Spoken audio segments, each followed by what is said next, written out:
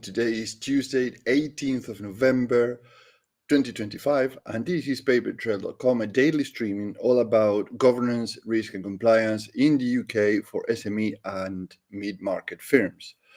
Last week, we spoke about directors, boards, and company compliance risk, as well as some of the potential consequences for individuals and companies. And this week, we'll review risk treatments. So today we'll talk about risk avoidance. Tomorrow we're going to talk about risk transfer. On Thursday, risk treatment with contracts. On Friday, risk acceptance. And finally, on Monday next week, we'll talk about risk reduction treatments. And today's topic is risk avoidance, the real reason your risk plan is not working and how to fix it. And don't worry about acronyms, there are many of them, but I'm going to explain them through the streaming. And as a matter of disclaimer, this is not a complete guide, although I'll focus on reviewing three main risks today. So let's start setting the scenario, or which is environment that we are going to talk about when we talk about risk avoidance. In layman terms, is to stop an activity that creates an exposure. An example would be discontinue a fragile manual process that fails often. This creates three problems. And problem number one is many UK companies avoid issues by shelving them. But regulators expect elimination only where the hazard or high-risk activity itself can be stopped. And most firms confuse avoidance with delay, which increases exposure and audit pressure. Problem number two is that the health and safety executive, the hierarchy of control is clear. If a hazard can be eliminated, you must consider it. Yet, most businesses jump straight to personal protective equipment or procedures, leaving inspectors asking why the obvious wasn't removed. The problem, and the third problem, is the Information Commission's office. They have a guidance that states that if a processing activity is high risk and cannot be mitigated, it must not proceed. So the formal risk avoidance. But many companies continue those activities without proper safeguards, leaving them exposed to enforcement. So how we can represent this in a metaphor is to picture what all this means. Risk avoidance is like blocking off a faulty stairwell, yeah? So you can imagine a building, they have many stairways, so you block that one. If the stairs are unsafe and no one needs to use them, closing them, it makes sense. But shutting the whole corridor, just in case, means the building stops working, because actually you disrupt the whole thing. So I think that you can picture that very quickly. All right.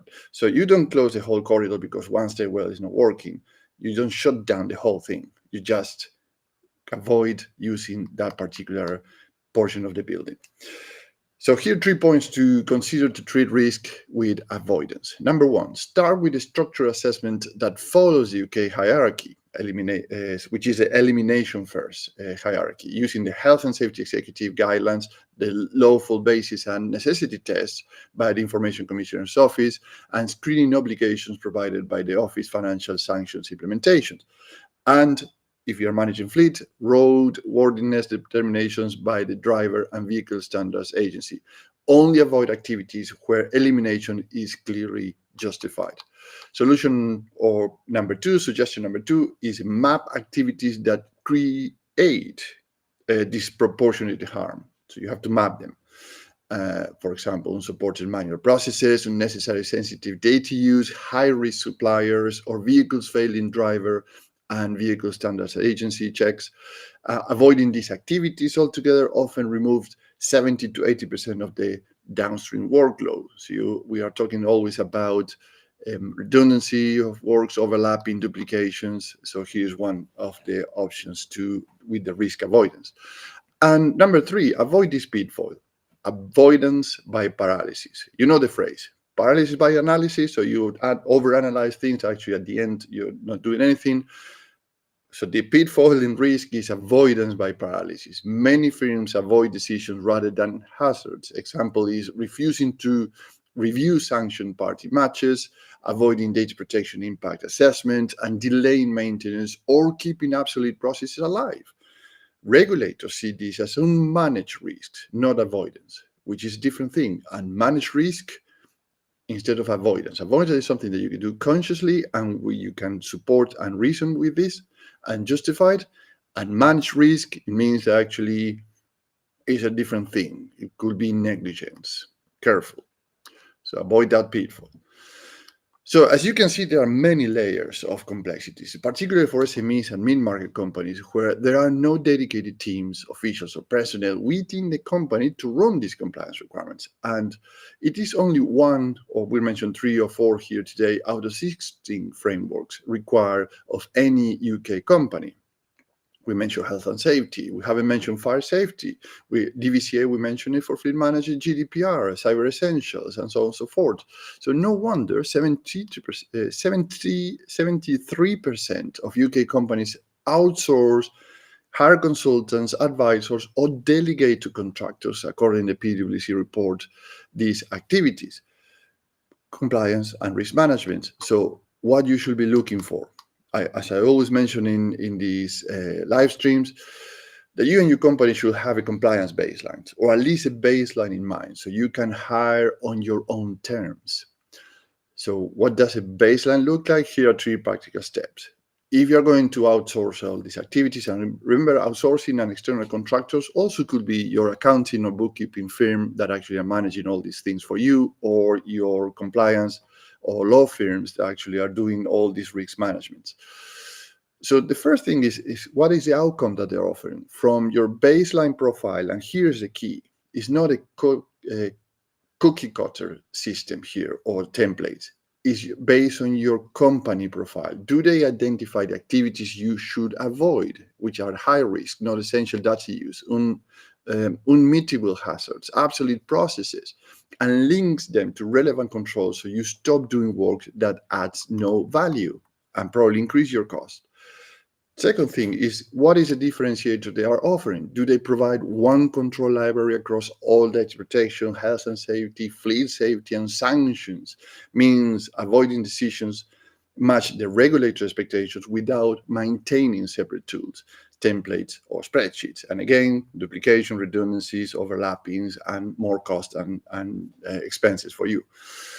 And 3, how they help you to reduce your risk, how they make every avoidance decision traceable. So rationale, owner, evidence, and residual exposure mapped to the source requirements. So you can justify why we stop this instantly in any audit. Remember, we mentioned it's a conscious decision and you can prove it rather than unmanaged risk. It's 2 different things. So one action you can do today, just pick one process, one data flow, and one hazardous activities that adds work but no value in your organization, and document whether it should be eliminated and not managed. Right. So you see, it's complex. It's not easy, but there is a faster, reliable, and much easier way. With PaperTrail, our software, you get a full regulator-aligned risk treatment map that shows what to avoid, what to fix, and what to track based on your company profile. So it's tailored to your company, built for UK mid-market companies across manufacturing fleets and service maintenance teams. So ready to demonstrate risk and evidence. So you stop activities that increase workload but add no value, increasing your costs and labor hours expenses in just redundant work. This is perfect for SMEs and mid-market companies because you use the same control library with health and safety, GDPR, DVCA, cybersecurity, EPR for packaging. So there's no double entry, reducing your overlap by 60% and your cost by 80%. So all in one place is a continued gap analysis, so it's a clear view of what's done, what's missing, and who owns the fix before assurance, inspections, reports, or audits hits you. Do it once, do it properly, and move on to the things that are more interesting to you, which is grow your company and make it more profitable. And one way to do it is reducing work and expenses in labor hours for your teams and your contractors, and saving up to 80% of those costs. So join the waitlist, papertrail.com. Stay tuned because tomorrow, as I mentioned earlier, I'll move from avoiding risk to transferring risks interested. So what the UK companies often get wrong about insurance is indemnities and financial exposure. I'm going to talk about this tomorrow. So have a great day and see you tomorrow.